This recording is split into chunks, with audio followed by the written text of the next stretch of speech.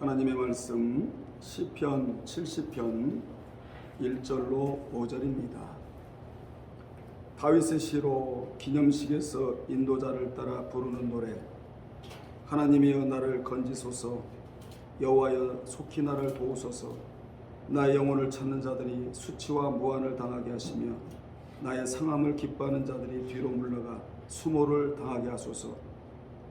아하 아하 하는 자들이 자기 수치로 말미암아 뒤로 물러가게 하소서. 주를 찾는 모든 자들이 주로 말미암아 기뻐하고 즐거워하게 하시며 주의 구원을 살아가는 자들이 항상 말하기를 하나님은 위대하시다 하게 하소서. 나는 가난하고 궁핍하오니 하나님이여 속히 내게 임하소서. 주는 나의 도움이시오 나를 건지시는 이시오니 여호와여 지체하지 마소서. 아멘. 이 시간에는 건지고 도우소서라는 제목으로 함께 은혜하겠습니다. 따라합시다. 건지고 도우소서. 제가 한 주간 집회를 인도하고 갔고 또 목회자 세미나를 인도하고 온 터라 목이 좀 쉬었습니다. 여러분 이해하고 들으시기를 바랍니다. 본문은 건지시고 도와달라는 다윗의 솔직한 기도의 내용입니다. 다윗은 참으로 좋은 성품을 지닌 자였습니다. 그래서 그의 기도를 보면 솔직한 기도를 드립니다. 사람은 성품이 좋아야 믿음이 잘 들어가고 성품이 좋아야 기도가 솔직한 기도가 나오게 된 것입니다. 당시 다윗의 상황은 매우 위급한 상황이었고 숨이 넘어갈 정도로 매우 다급한 상황이었습니다. 그래서 그는 나를 건지소서, 속히 나를 건지소서라는 기도를 드렸던 것입니다. 이같이 다윗은 대적들의 공격을 받으며 생명의 위협을 느끼는 상황이었기에 다급한 기도를 드리지 않을 수가 없었습니다. 그런데 이 기도가 너무나 솔직한 기도였다는 점에서 우리가 교훈을 받아야 합니다.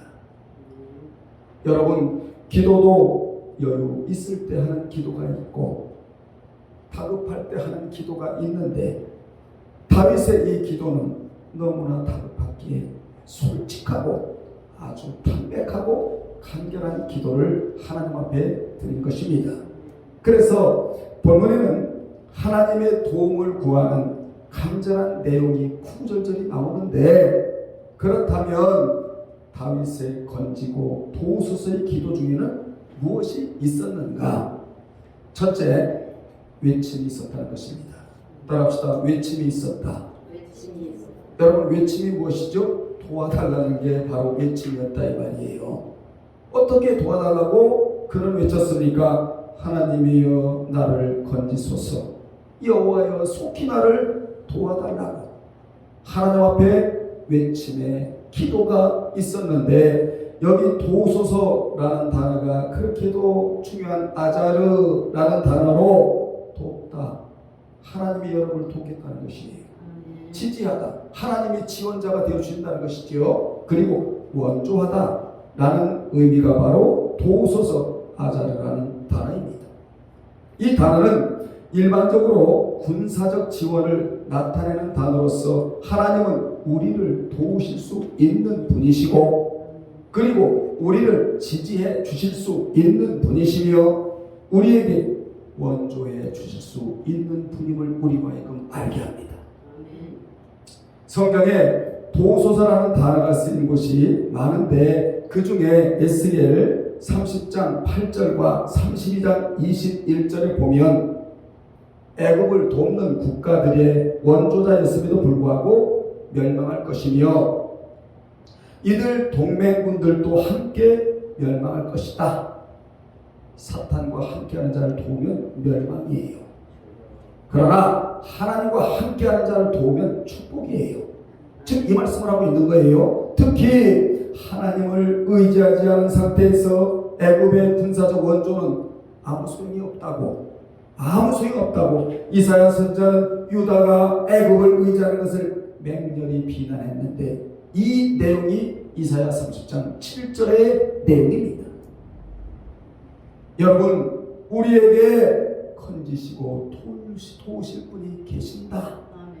이 같은 사실을 베냐민과 유다 족속은 다윗이 사울과 싸울 때 다윗은 하나님의 도우심이 있는 자라는 사실을 알았다고 역대상 12장 18절에 기록이 되어 있습니다.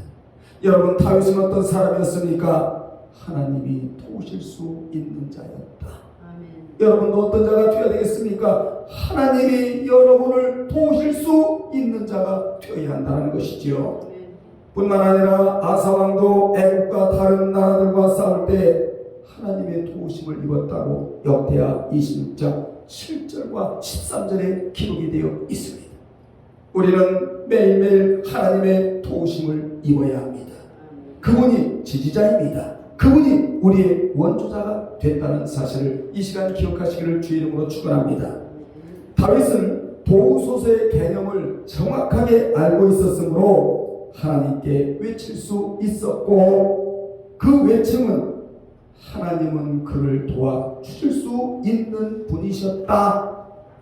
다윗은 시편 40편 3절에서도 여호와여, 43편 3절인가요? 거기 봐도 여호와여 은총을 베푸사 나를 구원하소서, 여호와여 나를 속히 도와달라고 기도한 것을 볼 수 있습니다. 그는 외침 속에 도움이 있다는 것을 아는 자였다. 여러분, 다윗의 시를 보면 특징이 있습니다. 그 특징이 무엇이냐? 실로 우리에게 큰 교훈을 준다 하겠는데, 첫째, 솔직함이에요. 솔직함. 다윗의 시는 숨김없이 표현한다는 것이 가장 큰 특징이에요. 우리 모두 솔직해야 되거든요. 누구 앞에서요? 하나님 앞에서만큼은 솔직해야 합니다. 두 번째 특징이 뭐냐? 원수의 심판을 호소하는 것입니다. 그는 상상을 초월할 원시적인 표현을 가끔없이 사용하면서 하나님이여 내가 원수를 갚지 아니하고 하나님이 내 원수를 갚아달라고 솔직하게 하나님 앞에 토로를 해요. 세 번째, 반전입니다. 그는 그러나 라는 접속사로 그 상황을 완전히 반전시켜요. 따라합시다. 하나님에게는 반전이 있다. 반전. 이 어려운 상황을 하나님은 이 상황을 반전시킬 수 있는 능력의 하나님이 되신다. 인생은 그래서 터닝 포인트가 있어야 되잖아요. 반전의 기회가 바로 다윗의 시 속의 특징으로 나타나고 있는 것입니다. 다섯 번째로, 하나님이 자신의 기도를 들어주실 것을 확신을 해요. 아멘. 여러분의 믿음의 기도가 하나님 앞에 상달됩니다.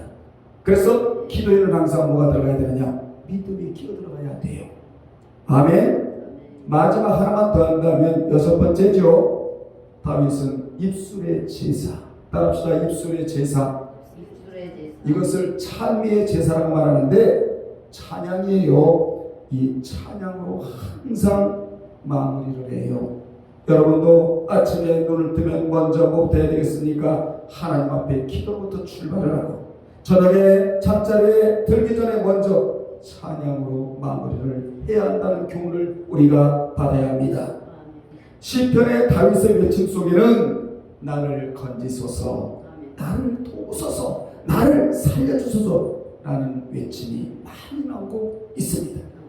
그는 위기가 오면 꼭 이와 같은 표현을 쓰는데, 여러분, 사람이 물에 빠져 죽어갈 때 간절히 건져달라고 애원을 하잖아요. 물에 빠져 죽어가는데요, 여러분들이요, 내가 물에 빠져 죽어갑니다. 그러니 여유가 있으면 나에게 와서 나를 건져주세요. 이런 사람 있습니까?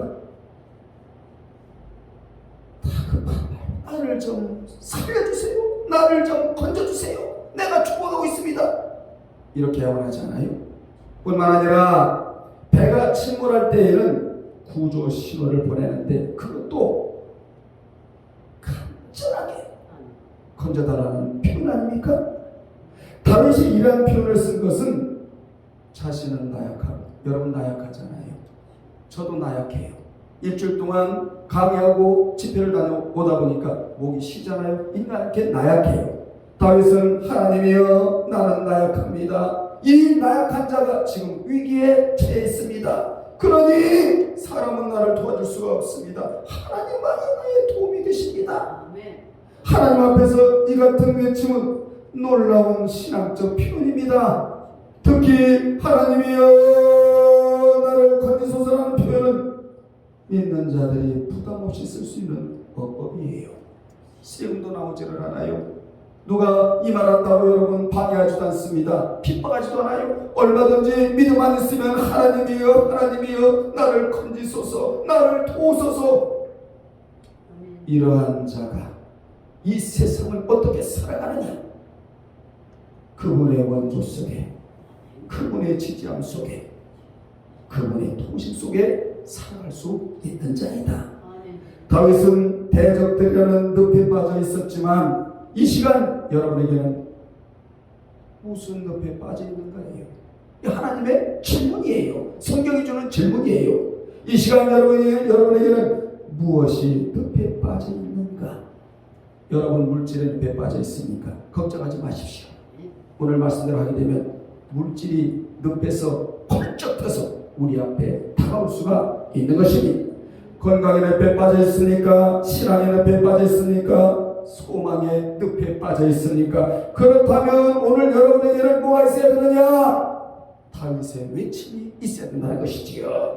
무슨 외침입니까? 하나님이여 속히 나를 건지시고 속히 나를 도우소서 라는 외침이 여러분의 입술에 있어야 된다는 것입니다. 이 건지시고가 신약에 피가 흘러가는 동사로 신약에 나오게 되는 거예요. 주님이 우리를 위하여 십자가에서 피를 흘리셨기에 이 건지시고 건졌다는 동사가 신약에 그대로 구약에서 넘어온 자리가 바로 이 자리라는 것이지요. 내가 죽어야 할 자리에 주님이 십자가에서 죽으셨다 이 말이에요. 여러분 수렁과 진토의 늪에서 허덕이고 죽어가는 우리를 주님이 십자가에서 건지셨다. 그래서 이 건지시고라는 단어가 피가 흘러가는 동사다 그 말입니다. 우리는 이 동사가 나올 때마다 칼보리 언덕을 향해 있어야 됩니다. 주님이 내 대신에 십자가에서 몸을 찢고 피를 흘렸다라는 이 믿음이 여러분에게 있기를 주의 이름으로 축원합니다. 오늘 이 말씀이 여러분 믿어져야 돼요. 아멘. 이스라엘이 아모스 9장 14절로 15절, 여러분 아모스 9장을 집에 가서 읽어보시고, 아모스 9장은 대적을 하나님이 물리쳐 주시겠다라는 내용이고 11절로 15절은 이스라엘의 회복에 대한 메시지예요. 이스라엘이 아모스 9장 14절로 15절의 말씀을 의지하고 전쟁하여 승리한 신뢰가 있어서 제가 이 시간에 소개해드리기를 원하는데, 여러분 이스라엘은 7일 전쟁을 하지 아니하고 꼭 6일 전쟁을 해요. 왜 7일 전쟁을 하지 아니하고 6일 전쟁을 하느냐? 주의를 거룩하게 지켜야 하기 때문이에요. 아멘. 주의를 지키는 것은 믿음조가 지키는 게 아니에요. 크리스찬 베이직이에요. 기본이야, 기본. 이거는 기본을 뛰어넘어가야 실력이 배양이 되는 거예요. 거룩하게 지켜야 하는 날에 피를 묻힐 수가 없다고 그래서 6일 전쟁을 하는데, 그들은 전쟁은 하나님께 속해 있다 이렇게 믿어요. 사무엘상 17장 41절의 말씀을 그대로 믿습니다. 가감없이 믿어요. 오늘 이 말씀이 여러분의 심령에 그대로 들어가서 여러분의 생각과 사고 의식으로 그대로 믿으시기를 주의 이름으로 축원합니다. 어떻게 해요? 하나님은 건지시고 하나님은 우리를 도우실 수 있는 분이라고 그대로 믿으면 하나님이 지지자가 되시고 하나님이 원조자가 되시고 하나님이 우리를 도우실 수 있는 분으로 여러분 앞에 나타나게 되는 것입니다. 아멘. 그는 전쟁을 하나님께 속해 있다고 믿는데 아모스 9장 14절에 15절의 말씀을 의지하고 전쟁한 것이 이스라엘의 6.1 전쟁이에요. 이 말씀은 이스라엘이 멸망할 것이 예고되었지만 하나님 앞에 범죄하여 인류 역사의 종국사적 종말이 임박했을 때에 아수르에 잡혀간 이스라엘 백성들이 다시 돌아와서 고토에 심어지게 될 것이며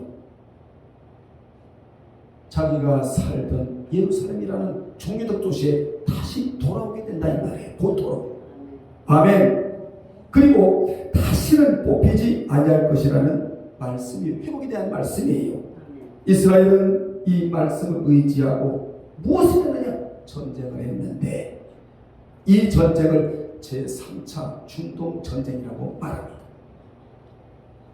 1967년 6월 5일에서 10일까지 전쟁을 했는데 현재 이스라엘은 1948년 5월 14일 현재 땅으로 돌아와 어떤 말씀대로 아모스 9장 14절로 15절의 말씀대로 돌아와 정식으로 나라를 세우고 유엔으로부터 인정받은 이 사건을 이름하여 세계적인 사건이라고 말합니다. 오늘 여러분 이 사건을 이렇게 해야 돼. 세상에 살다가 살아가기 전에 하나님 앞으로 다가오는 이 사건이 최고의 사건이에요. 여러분들은 이게 최고의 사건입니다. 왜 그렇습니까? 나를 지으시고 나를 택하시고 나에게 구원의 옷을 입혀주시는 하나님 앞으로 내가 돌아간다는 것은 이거는 최고의 사건이에요.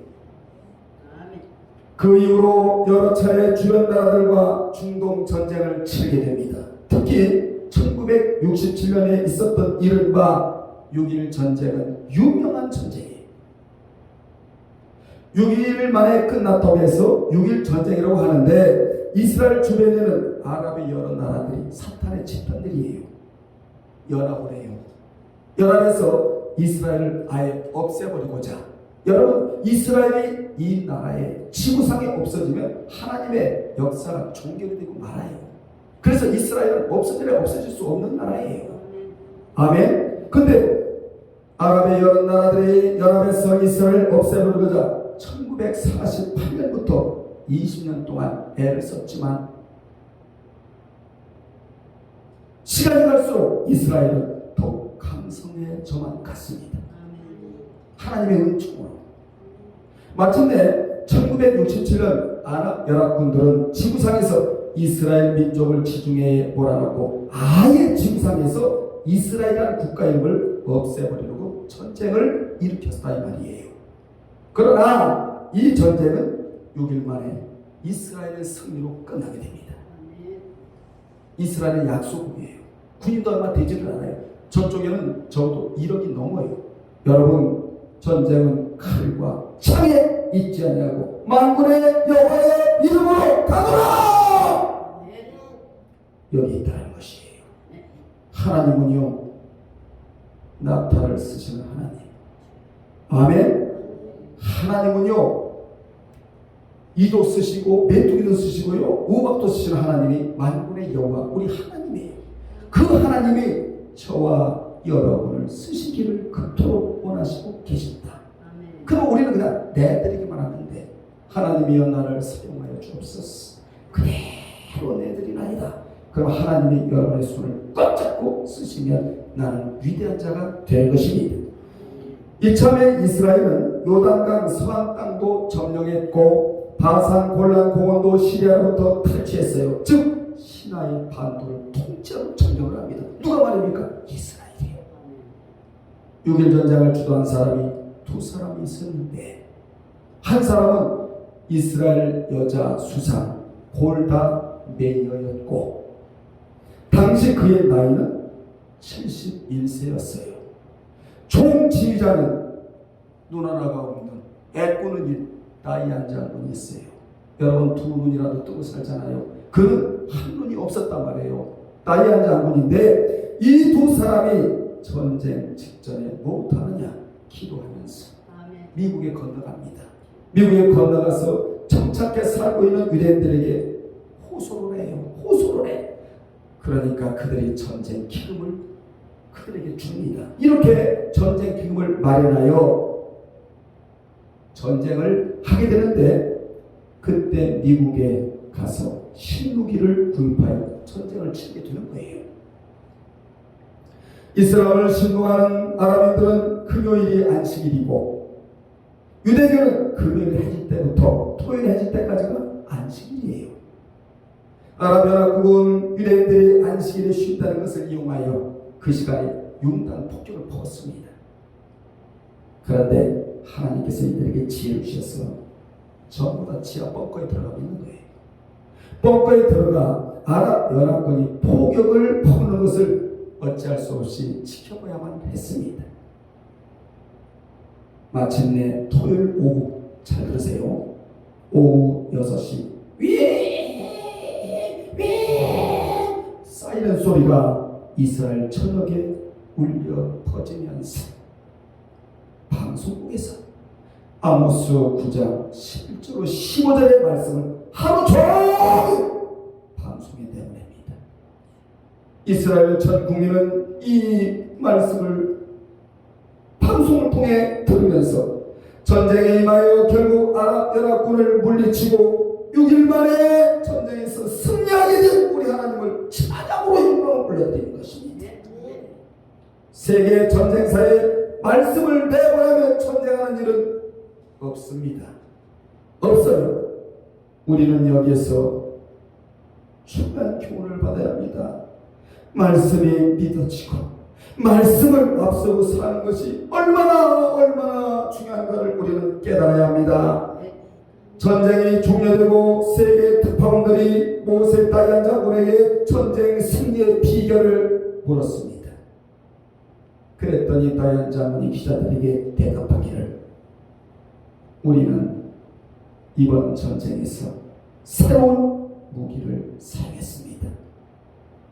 그 무기가 신무기가 아니었고 전쟁에 나가는 모든 병사들에게 호주머니에 아모스 9장 14절로 15절의 말씀을 충분히 전부 다 넣어준 것이 승리의 비결이었다는 것입니다. 여러분, 바로 그들의 가슴 속에는 말씀이 있었다. 이것이 바로 승리의 비결이었다. 그 말씀을 그대로 믿고 싸웠다. 그러니 하나님이 그들의 편이 되주셨다. 한마디로 말하면 결국 말씀이 여러분을 승리케 한다는 겁니다. 세상에 나가는 전쟁터입니다. 물고 뜯어요. 내가 살아야 저 사람이 죽는다예요. 물고 뜯어요. 전쟁터를 방불케 해요. 경제적인 전쟁입니다. 인격적인 전쟁입니다. 도덕적인 전쟁입니다. 형제간에도 전쟁입니다. 전쟁이에요. 이 전쟁에서 이길 수 있는 유일한 방법은 하나님의 말씀을 가슴에 품고 사는 겁니다. 아멘. 그는 또다시 전쟁은 여호와께 있으니 우리는 말씀을 믿고 나가기 때문에 승리한 것이라고 기자들에게 대답을 했답니다. 그렇습니다. 누가복음 1장 37절의 말씀처럼 대적 하나님의 모든 말씀은 능치 못함이 없느니라. 오늘 여러분이 성경의 말씀 들으러 왔단 말이에요. 그래서 우리가 말씀 가운데 사는 거예요. 두 번째, 외침의 대상이 있었다. 첫째는 뭐가 있었고요? 외침이 있었고, 두 번째로는 외침의 대상이 있었는데 그의 외침의 대상은 누구였느냐? 무에서, 따라합시다. 무에서 요를 창조한 엘로힘의 하나님과, 이 하나님은 무에서 유를 창조한 하나님 엘로힘의 하나님과 우리에게 소금과 같이 변함이 없는 언약을 주신 야훼 하나님이셨다. 민수기 18장 19절에 보면 소금 언약이 나와요. 우리 교회 화장실에도 소금 5포가 있잖아요. 훔쳐가면 내가 다 가요. 나중에 믿음 제일 좋은 사람을 한 포를 내가 선물로 드리려고 해요. 간수를 다 빼놨다고. 소금은 부패를 방지하는 것으로 소금 언약이란 부패하거나 침식되지 않은 언약, 즉 영원 불변한 언약을 말합니다. 하나님과 인간 사이에 무엇이 존재하느냐? 언약이 존재해요. 노아를 통해서는 무슨 언약? 무지개 언약. 아브라함을 통해서는 수많은 하늘의 별과 같이 자손이 그렇게 많은 것이라는 언약. 그 언약대로 지금 하나님의 백성들이 점점 늘어나고 있다는 사실입니다. 여러분이 잘 아시는 은혜 언약, 행위 언약 등등을 주셨는데 그 언약을 주신 분이 누구고 하나님이시고 그 언약의 대상이 저와 여러분이다 그 말이에요.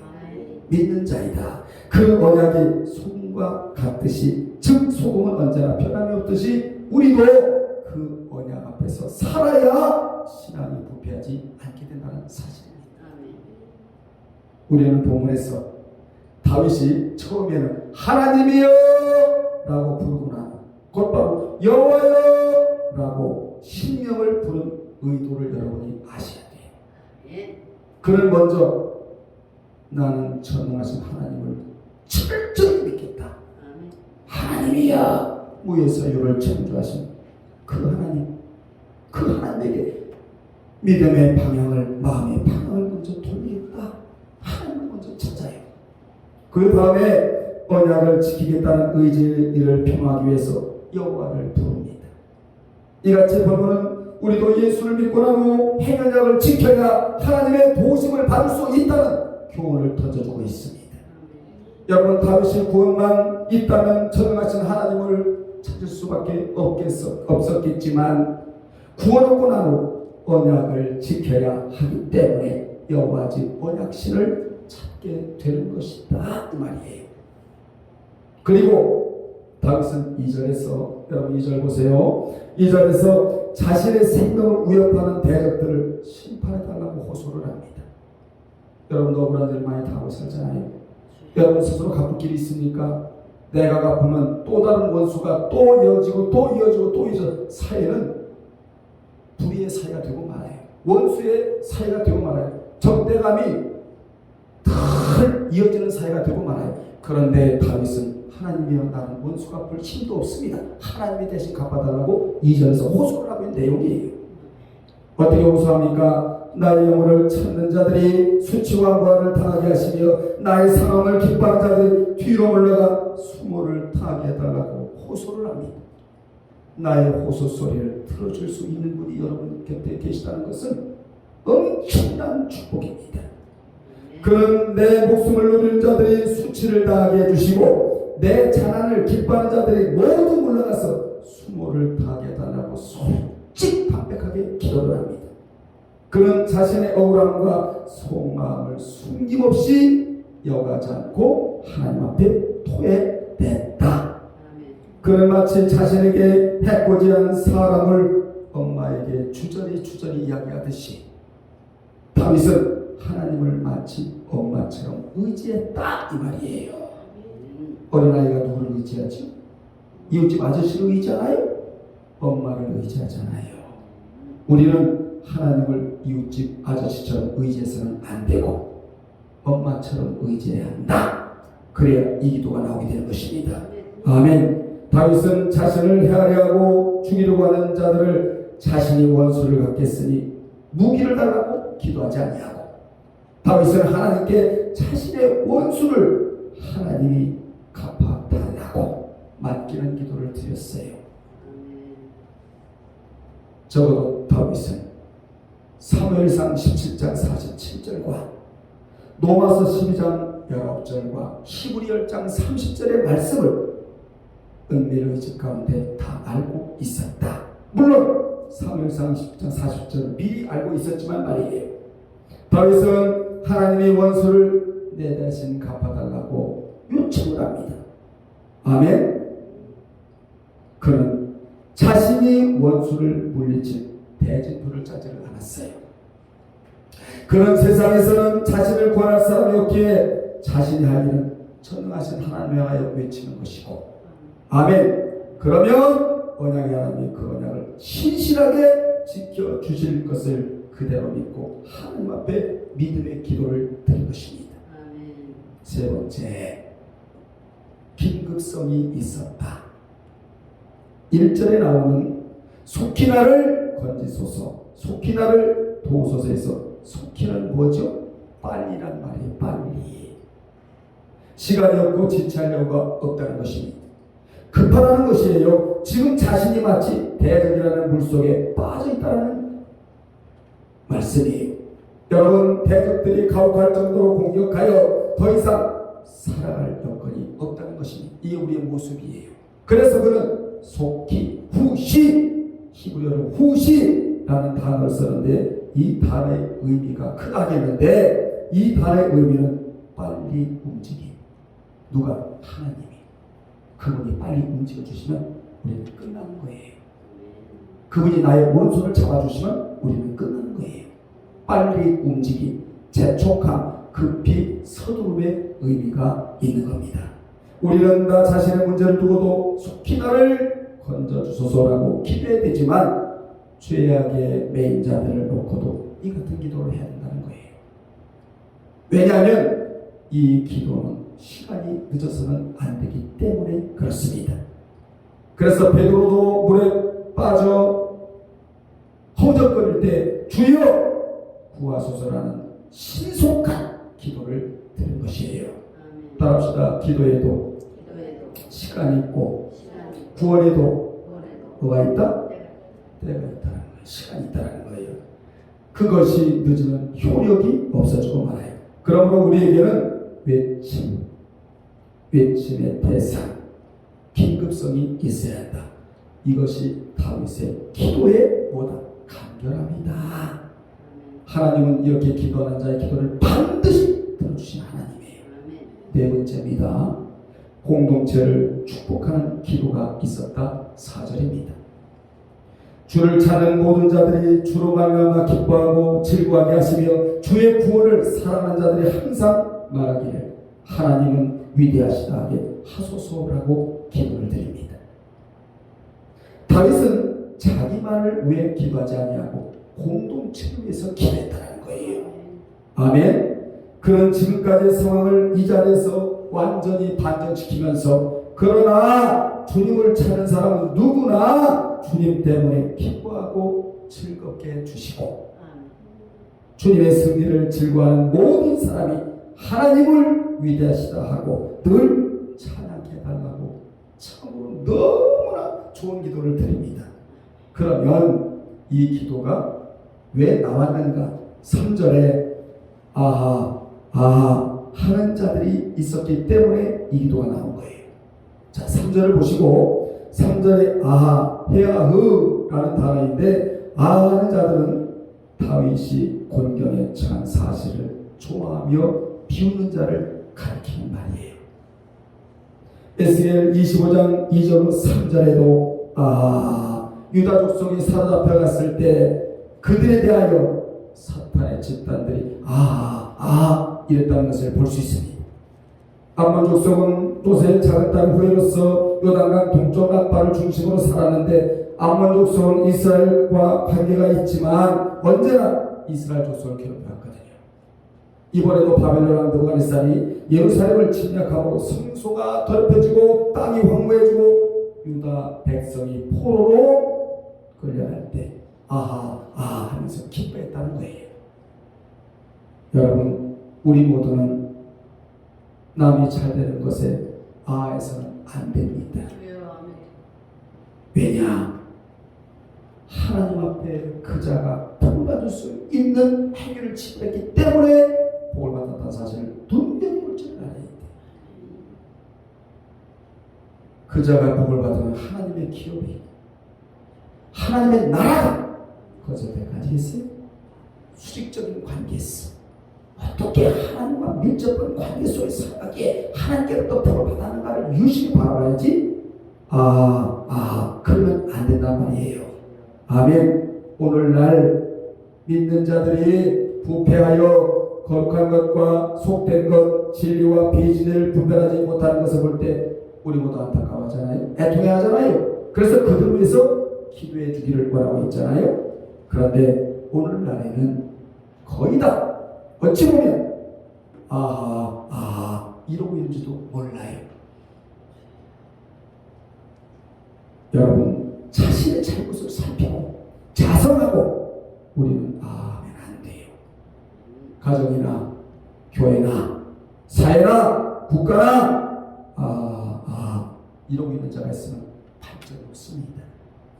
아멘.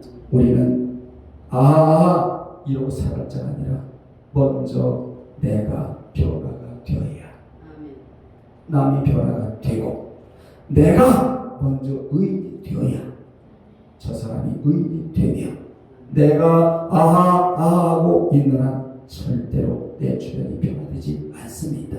그러므로 여러분은 아하의 사람이 되지 말고 나의 단점을 보완하고 저 사람의 장점을 찾아 그 장점을 찾아가는 여러분 되시기를 주의 이름으로 축원합니다. 결론 내리겠습니다. 당시 다윗이 매우 위급한 상황을 맞았을 때 무엇을 했느냐? 건지소서, 도우소서 이 기도를 드렸어요. 숨이 막힐 정도로 매우 다급한 상황이었음에도 불구하고 하나님을 향한 외침이 있었다. 아멘. 그리고 외침의 대상이 있었다. 그리고 뭐가 있었다? 긴급성이 있었고 마지막에는 공동체를 위하여 기도하는 기도가 있었다. 아멘. 이 기도 속에는 하나님의 의도가 숨겨져 있는데 이는 성도들 해야 하는 자는 반드시 수치를 당한다는 것과 그렇죠. 그래서 우리가 하나님 앞에서 올바로 살아야 이유가 여기 있다는 거예요. 하나님의 사람, 말씀의 사람, 믿음의 사람, 성령의 사람을 해치고자 하는 자는 반드시 하나님의 수치를 당한다는 걸 여러분 기억하세요. 그리고 주를 사모하는 자는 반드시 주님을 발견하게 된다는 것과 성경에서 하나님이 발견이 되어야 되고 성경에서 주님이 발견되어야 되고 꼿꼿이 하면서 주님이 발견이 되어야 되고 헌신하면서 주님이 발견이 되어야 되고 무슨 일을 한다 할지라도 우리는 내 행동에서 주님이 발견되어야 된다 그 말입니다. 아멘. 심령이 가난하여 세상 것을 의지하지 않고 하나님만 의지하는 자는 반드시 하나님의 도우심과 건져주심이 있게 된다는 것입니다. 끝으로 오늘 우리는 기도해야 돼요. 어떤 기도를 해야 됩니까? 속히 나를 건지소서, 속히 나를 도우소서.